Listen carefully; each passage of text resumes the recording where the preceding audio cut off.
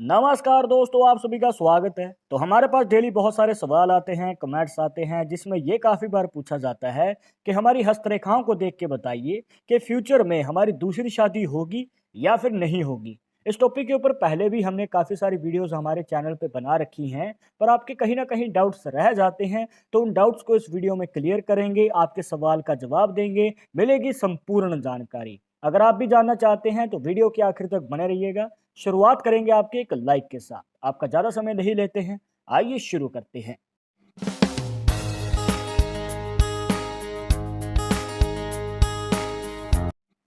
शुरुआत करने से पहले जैसे कि आपको हर वीडियो में बताते हैं कि अगर आप लड़के हैं तो अपने राइट हैंड में, अगर लड़की हैं तो अपने लेफ्ट हैंड में इस जानकारी को देखिएगा। और इसी के साथ अगर आप चाहते हैं हमसे पर्सनली बात करना तो लिंक मिलेगा आपको डिस्क्रिप्शन में हमारे इंस्टाग्राम और ट्विटर अकाउंट का। जाकर आप दोनों अकाउंट्स पे फॉलो कीजिए, जो भी पूछना चाहते हैं पूछ सकते हैं।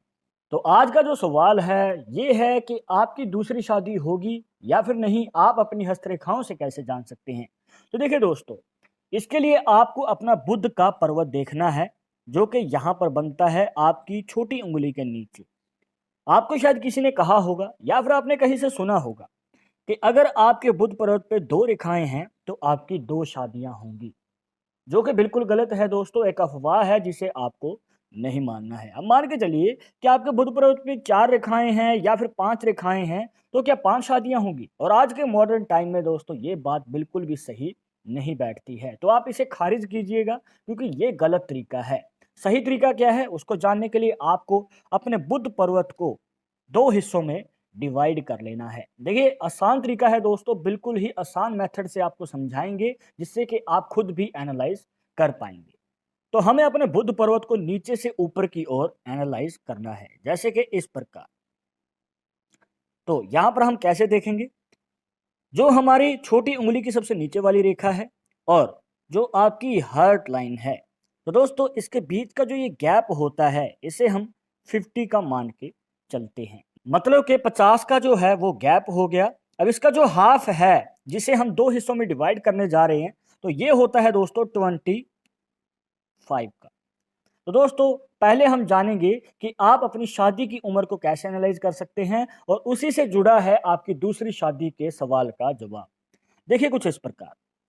अब हो सकता है कि आपके बुध पर्वत पे एक रेखा इस प्रकार से बन रही है, मतलब कि 25 साल के गैप से पहले जो है आपका यहाँ पर रेखा नजर आ रही है। मतलब हम नीचे से ऊपर की ओर एनालाइज करते हैं और रेखा जो है 25 साल के हाफ से पहले ही आ रही है। तो दोस्तों ये आपके जीवन में 25 साल की उम्र से पहले शादी का योग बनाती है। मतलब कि आपके जीवन में जल्द ही शादी का योग बनेगा, या फिर ये कहिए कि कम उम्र में ही आपका विवाह हो जाता है। पर हो सकता है कि आपके बुध पर्वत पे रेखा जो है 25 साल के हाफ के बाद आ रही है। मतलब कि इस प्रकार से आपको रेखा देखने को मिल रही है। तो यहाँ पर संभावना ये रहती है दोस्तों कि आपकी शादी देरी से होती है, या फिर किसी प्रकार का विलंब आ जाता है, या फिर ये कहिए दोस्तों कि आपकी जो शादी के योग हैं वो 25 साल की उम्र के बाद ही नजर आते हैं।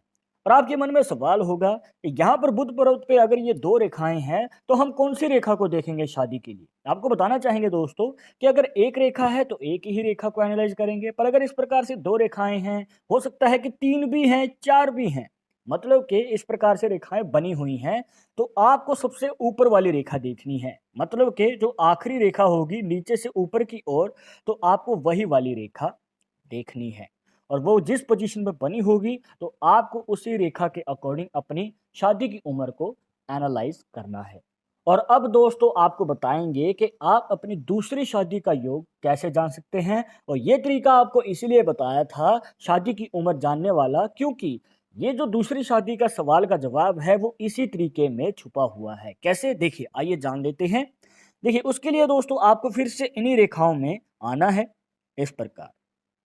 अब मान के चलिए दोस्तों कि आपकी जो शादी की उम्र वाली रेखा है और वो आखिरी रेखा है, मतलब कि इस रेखा को हम देखना चाहते हैं, और यही रेखा है जो आपकी शादी की उम्र को दिखा रही है, जो कि है 25 साल की उम्र के बाद। पर आपकी जो शादी है वो पहले हो चुकी है, या फिर इसका ऑपोजिट लेते हैं। मान के चलिए कि आपके हाथ में सिर्फ एक ही रेखा है और इस प्रकार से बनी हुई है, और वो भी 25 साल की उम्र से पहले। पर आपकी जो शादी है वो आप देरी से कर रहे हैं, या फिर जब आपके पास मौका था, या फिर आपके जीवन में जब शादी का योग था जो कि ये रेखा दिखा रही है, पर आपने उस शादी की उम्र के अकॉर्डिंग शादी नहीं की है, बल्कि आपने लेट या फिर पहले की है। तो दोस्तों, यहाँ पर आपके रिलेशनशिप कमज़ोर होने के हमें चांसेस ज़्यादा नज़र आते हैं। मतलब कि हो सकता है कि अनबन बनी रहे, आगे चलकर दिक्कतें आ सकती हैं आपकी शादी में, और रिश्ता कमज़ोर हो सकता है, और रिलेशनशिप में प्रॉब्लम होने की वजह से दूसरी शादी का योग बन सकता है। ये था पहला तरीका। हो सकता है कि आपको इसमें समझने में थोड़ी-सी कन्फ्यूज़न हो। हम दूसरे तरीके की ओर बढ़ते हैं। इसको समझने में आपको आसानी भी होगी, और ये जो तरीका है बहुत ज़्यादा सटीक है, जिसमें आप सेकंड मैरिज का योग बहुत ही अच्छे तरीके से और आसानी से जान सकते हैं। तो उसके लिए आपको फिर से अपना बुध पर्वत को ही देखना है। दोस्तों, जो बुध पर्वत है वो आपके बहुत सारे सवालों का जवाब दे देता है। अब मान के चलिए कि आपके बुध पर्वत पे जो है कुछ इस प्रकार से एक रेखा बन रही है, मत इस प्रकार से मान के चलिए कि ये जो रेखा है अब आगे जाके दो हिस्सों में डिवाइड हो जाती है। यहाँ पर आप देख भी सकते हैं कि इस हाथ में इस प्रकार से हमें दो हिस्सों में ये रेखा डिवाइड होती हुई नजर आती है, मतलब कि आगे जाके ये दो मुखी बन गई।